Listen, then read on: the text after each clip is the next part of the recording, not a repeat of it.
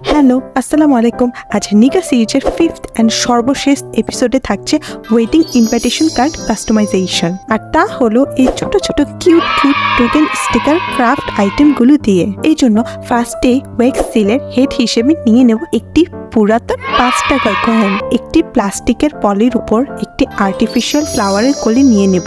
আর wax মোমের হিসেবে use করব গ্লিটার গ্লু গান স্টিক। এবার আর্টিফিশিয়াল ফ্লাওয়ারের নিচের অংশে গ্লু স্টিক মেল করে দিলে তার উপর কয়েনের অংশটা দিয়ে চাপা দিব। আর এরপরে কয়েনের অংশটুকু আলাদা করে ফেলবো অ্যান্ড টোকেনটুকু প্লাস্টিক হতে আলাদা করে দিব।